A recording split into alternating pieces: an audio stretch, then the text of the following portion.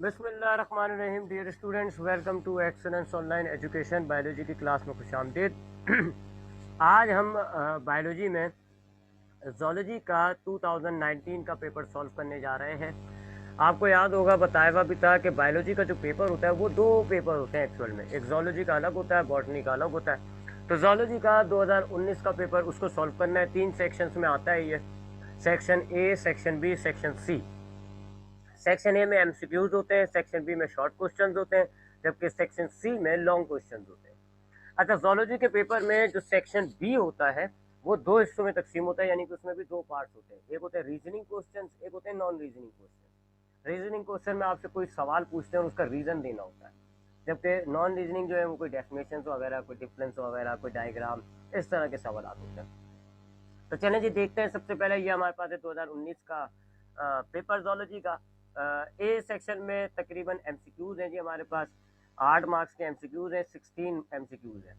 16 MCQs हैं, 8 marks का। 8 marks के हैं, इसका मतलब है एक एमसीक्यू जो है वो आधे नंबर का होता है। पहला एमसीक्यू क्या है जी? Massive accumulation of blood with in tissue is called. अगर हमारे टिश्यूज के अंदर खून जमा होना शुरू हो जाता है, एक्यूमुलेशन का मतलब होता है जमा होना।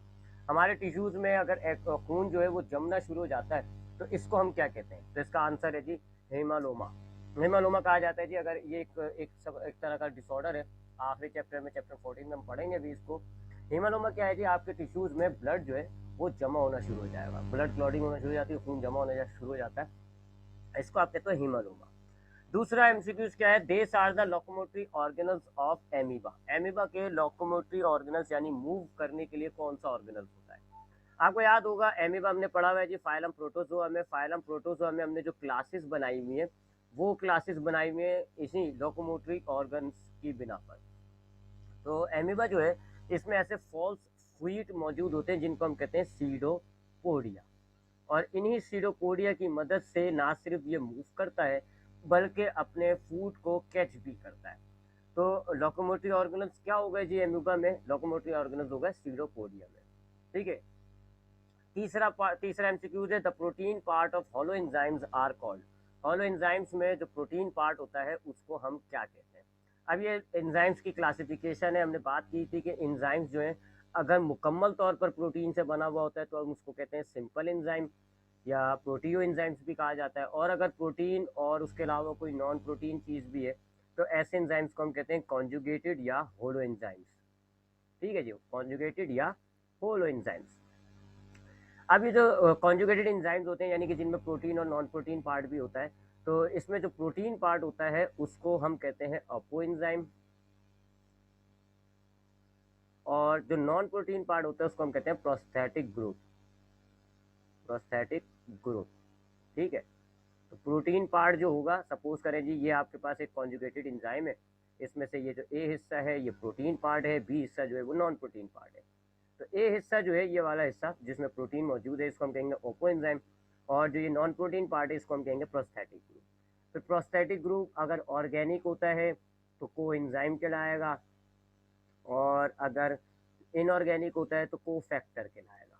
ये हमने चैप्टर नंबर 3 में पढ़ा है जी। ठीक है। तो हमारे पास क्या पूछा गया था इन्होंने कि हॉलो एंजाइम्स में जो प्रोटीन पार्ट होता है वो क्या कहलाता है? वो कहलाता है Oppo enzyme. Oldest fossil bird of the world. दुनिया में जो सबसे पुराना बर्ड था जो आपको फॉसिल्स की सूरत में मिलता है, तो वो कौन सा है जी? वो आर्चियोफेरिंक्स है।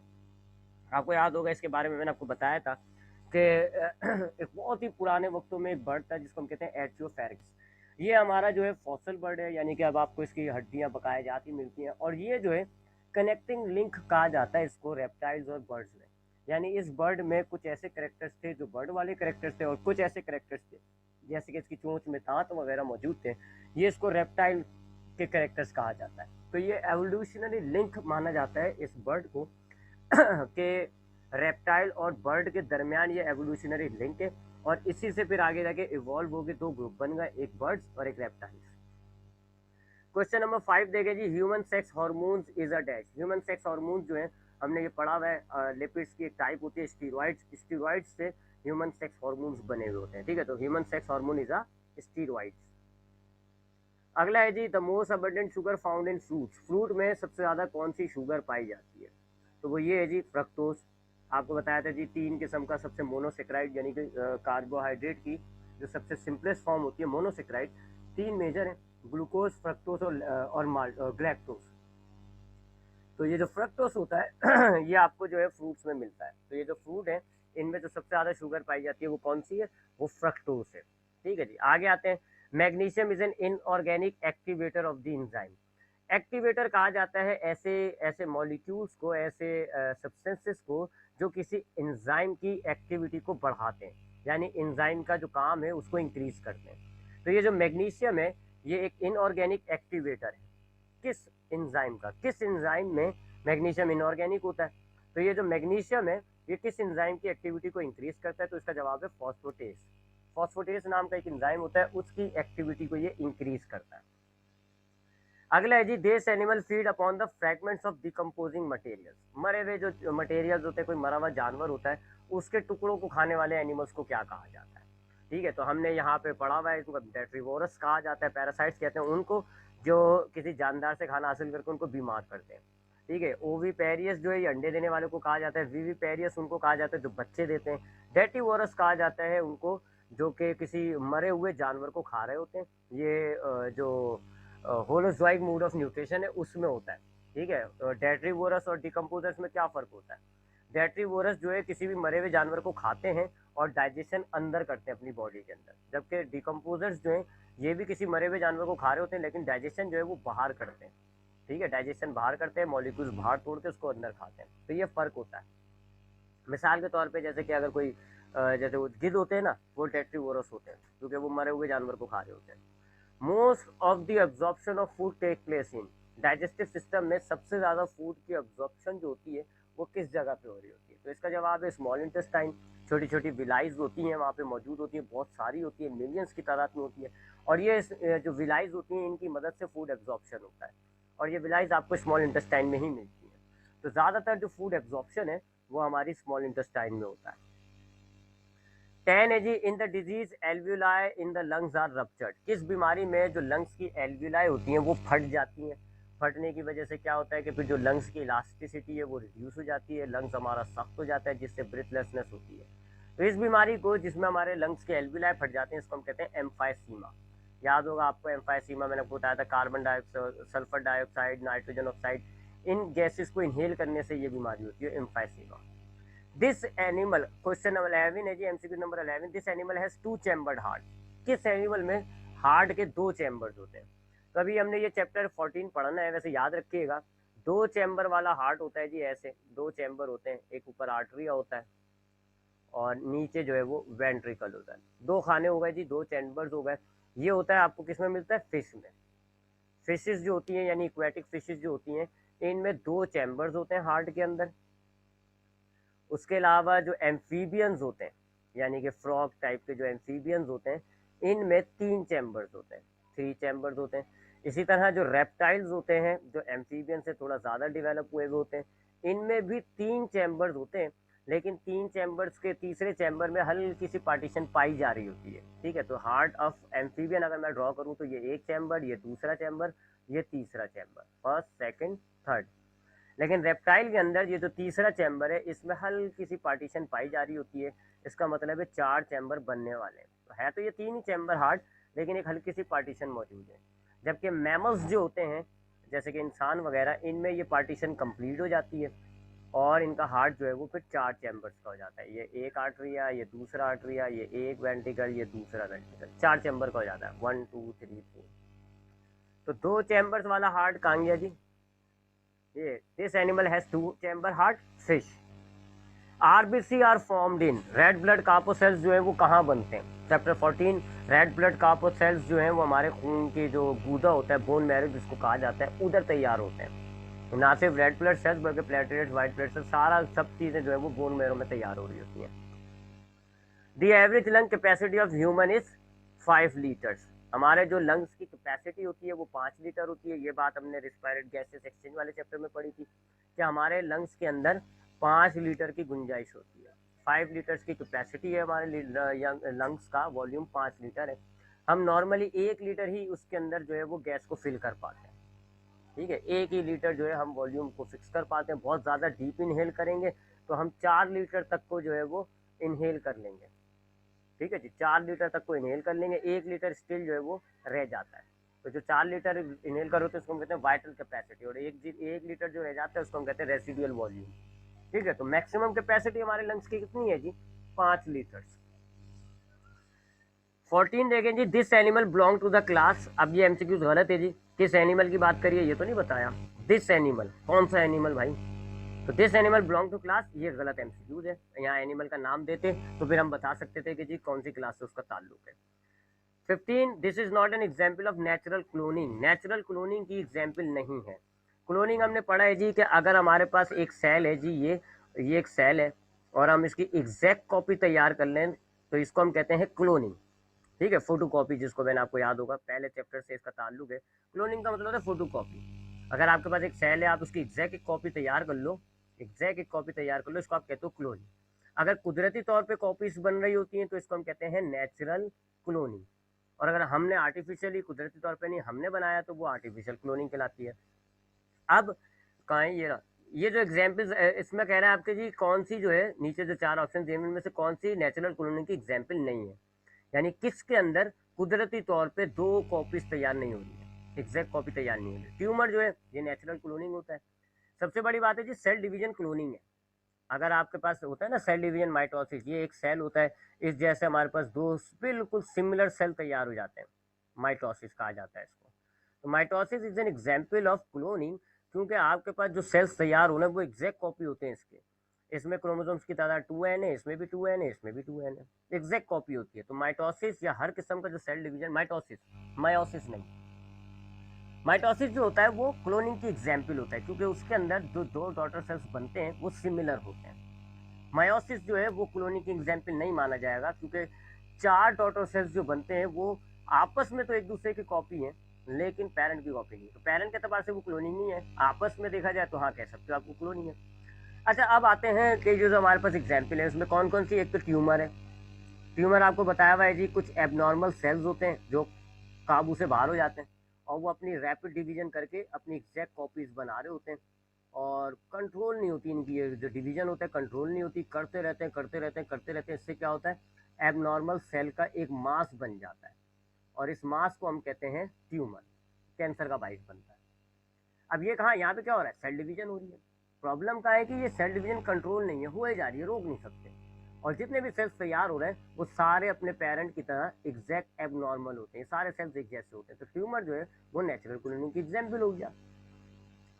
इसी तरीके से रीजनरेशन, रीजनरेशन का मतलब होता है आपका कोई भी बॉडी पार्ट लॉस हुआ है, आपकी बॉडी उसको दोबारा बना लेगी। मिसाल के तौर पे हमारा खाल अगर चोट लगती है, हमारी खाल का कोई टुकड़ा गायब हो जाता है, हट जाता है, तो हमारे इर्द गिर्द के सेल वहाँ पर नए सेल्स बना देते हैं, सेल डिवीजन करके ऐसे नए सेल्स बना देते हैं, सेल डिवीजन कर करके, और हमारी वो खाल जो है, वो जख्म जो है वो हमारा भर जाता है। तो यहाँ आपको रीजनरेशन के प्रोसेस में भी सेल डिवीजन नजर आ रहा है जी, सेल डिवीजन हो रहा है, लिहाजा ये भी क्या हो गया, क्लोनिंग हो गया, नेचुरल क्लोनिंग। तीसरी है जी मोनोजाइगोटिक और डाइजाइगोटिक ट्विंस। देखें जरा, ये रहे, एक ये डाइजाइगोटिक और एक ये मोनोजाइगोटिक। ये क्या होता है जी, मोनोजाइगोटिक का मतलब क्या होता है जी, अगर हमारे पास एक ओवम है जी, और इसको 2 हमारे पास जो है वो मेल गैमेट फर्टिलाइज कर दें, तो अब ये जो जाइगोट होता है इसके अंदर 2 न्यूक्लियस हो जाते हैं जी, इसको हम कहते हैं मोनोजाइगोटिक। जाइगोट एक है जी, 2 न्यूक्लियस है, इससे हमारे 2 बच्चे पैदा हो जाते हैं, इसको हम कहते हैं मोनोजाइगोटिक। ये तो बहरहाल क्लोनिंग है, क्योंकि दोनों बच्चे पैदा होते हैं वो सिमिलर होते हैं। जबकि डाइजाइगोटिक में क्या होता है जी, 2 अलग अलग ओवा होते हैं जिनको 2 अलग अलग जो है वो स्पर्म फर्टिलाइज करते हैं, और ये 2 अलग अलग जाइगोट बन गए, ये जाइगोट एक ये जाइगोट।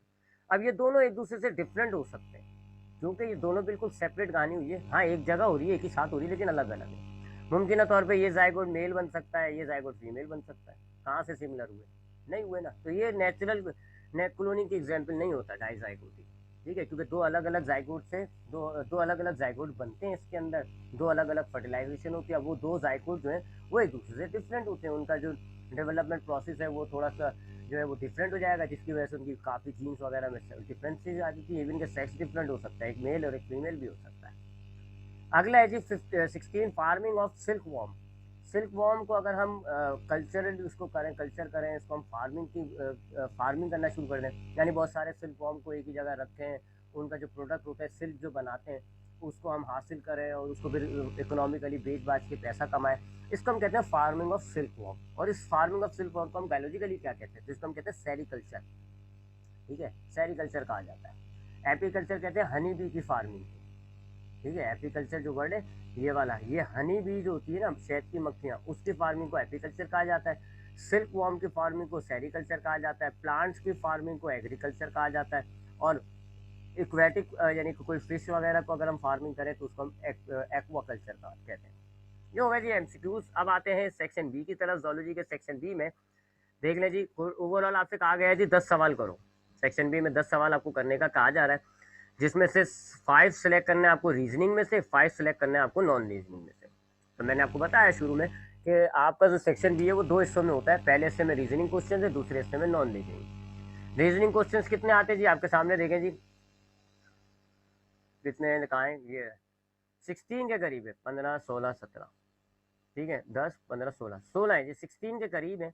आपने इन 16 में से 5 सेलेक्ट करना है। ठीक ठाक, तो सॉरी मैं कहाँ बोल रहा हूँ, ये सॉरी 8 है जी, ये 8 है, इसमें से 5 सेलेक्ट करना है, 3 को छोड़ देना है। इसी तरीके से ये भी 8 है, 5 सेलेक्ट करना है, 3 को छोड़ देना है।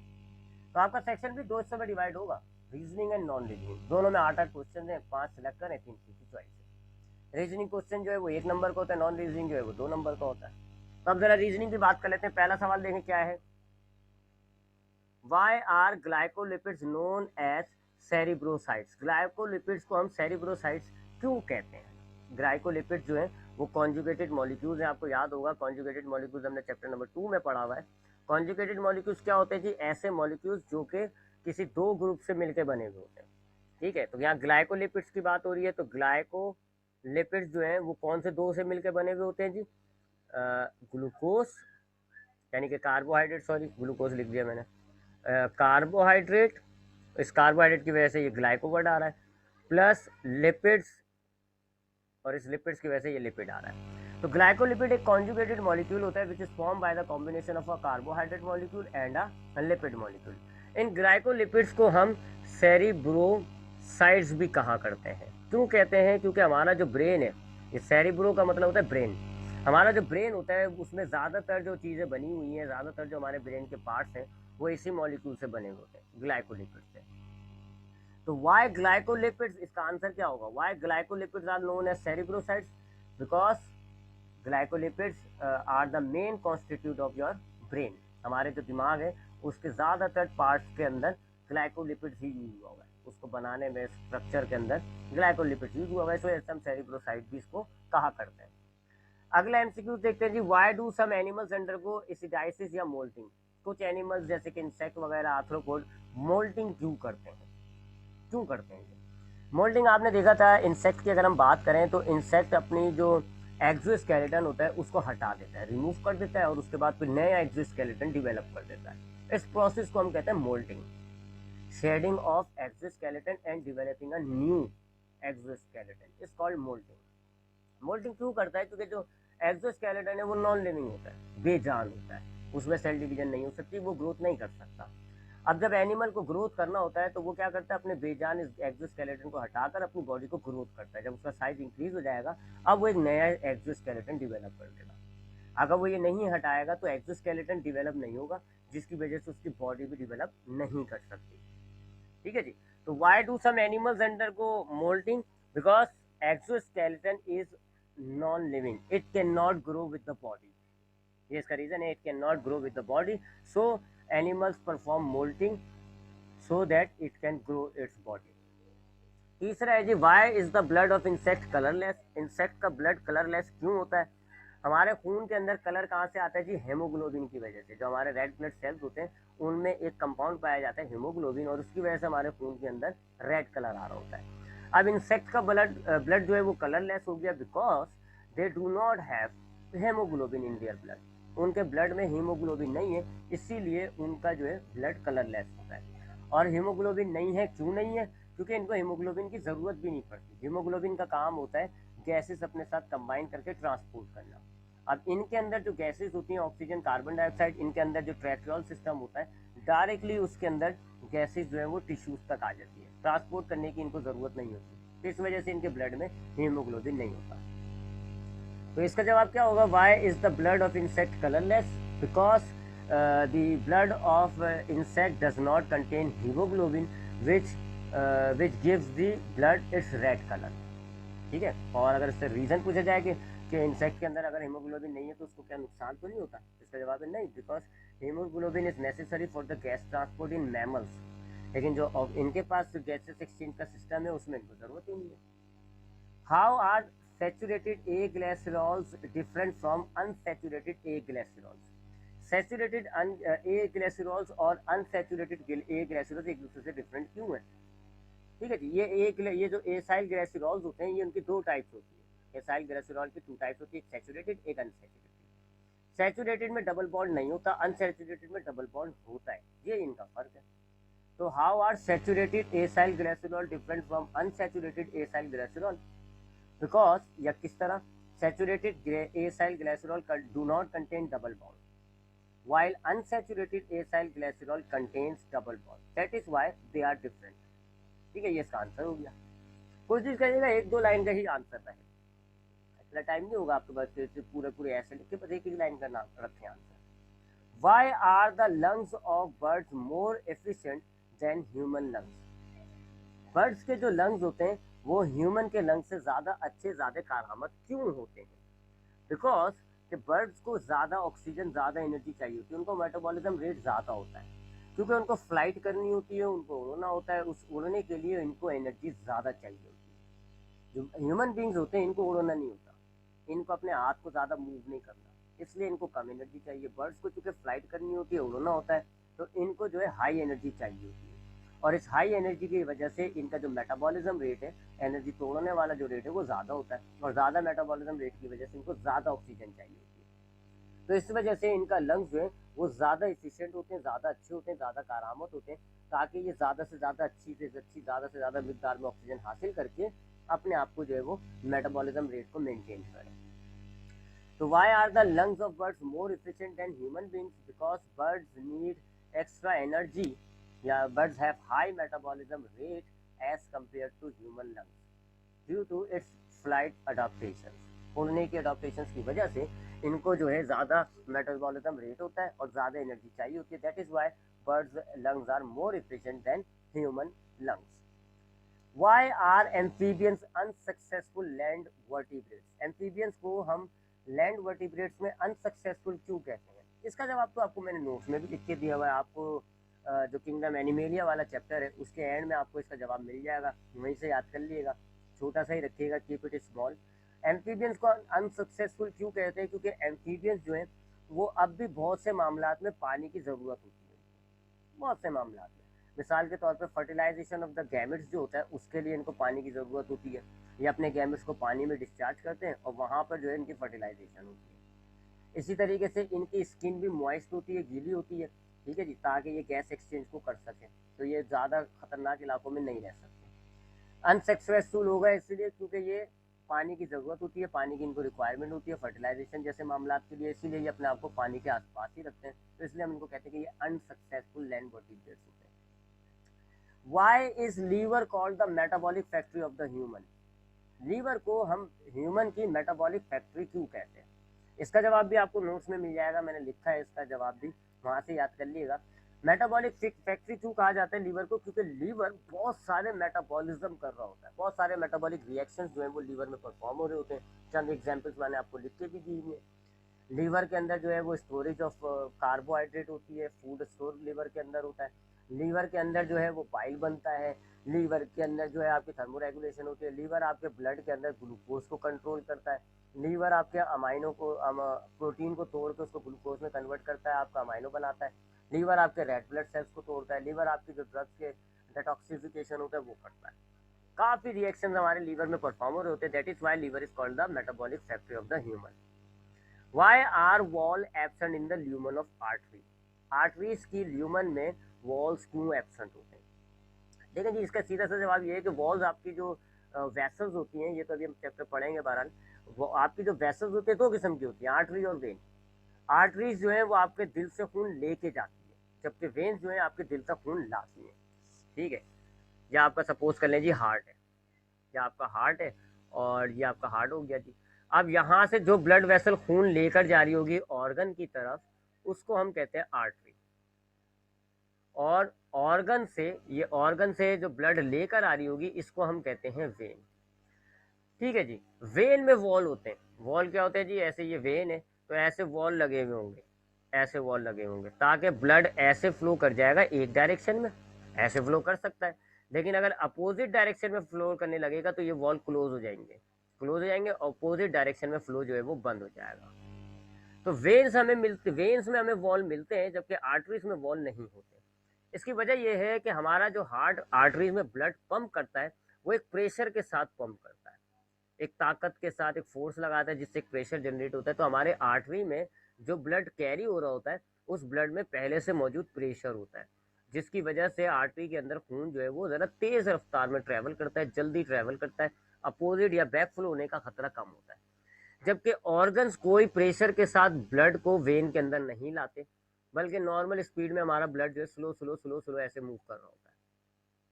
तो अब यहाँ पे स्लो हो रहा होता है तो इधर यहाँ पर उल्टे जाने के चांसेस हो सकते हैं वेन्स के अंदर, इसलिए अल्लाह ने हमारे वेन्स में वॉल्स लगा दिए जगह जगह। तो due to blood pressure, why are walls absent in the lumen of artery? Because the pumped blood, because heart pump blood with the pressure in artery. That is why there is no need to have wall in the artery. ठीक है जी, ये इसके reasoning question हो गए जी 2019 के। अब non reasoning की तरफ आते हैं जी। Differentiate between population and community. Population और कम्युनिटी के दरमियान आपको फर्क पैदा करना बताना है।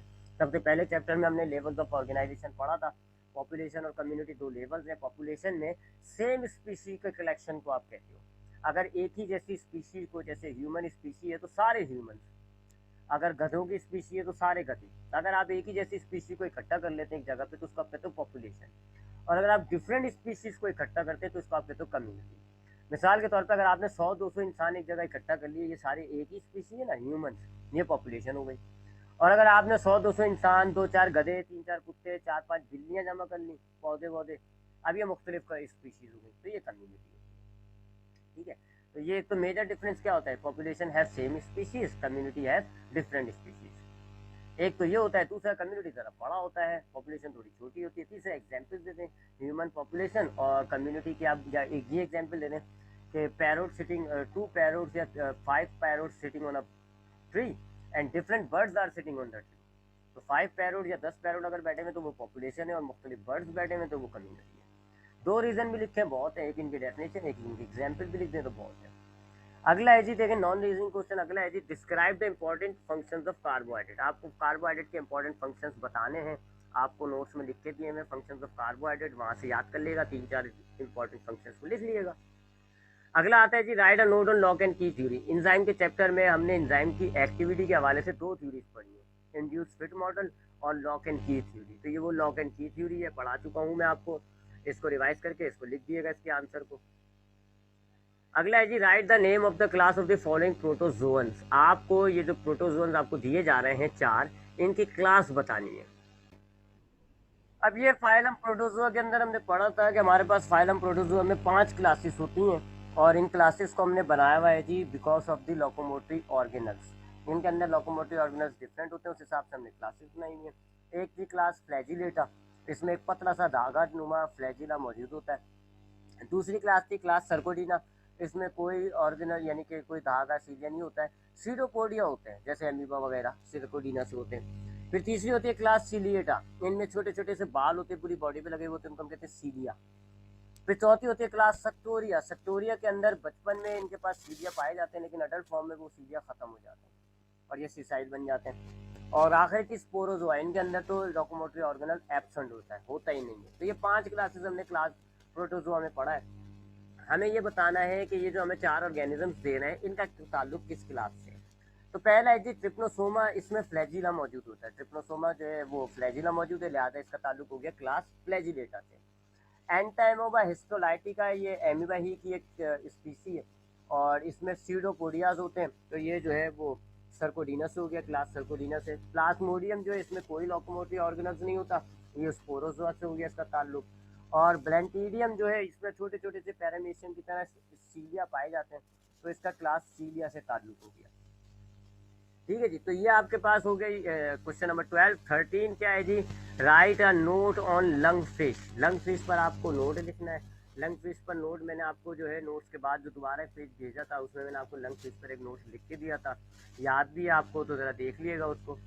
यहाँ पे वो लिखना है आपको। उसके बाद क्वेश्चन नंबर 14 देखें जी, यहाँ से स्टार्ट हो रहा है ये। Differentiate between active immunity and passive immunity. इस सवाल को अभी आप छोड़ दें क्योंकि ये चैप्टर 14 से है और चैप्टर 14 अभी आपने नहीं पढ़ा हुआ। तो एक्टिव और पैसिव इम्यूनिटी में फ़र्क बताना है, इसको अभी आप फिलहाल रहने दें।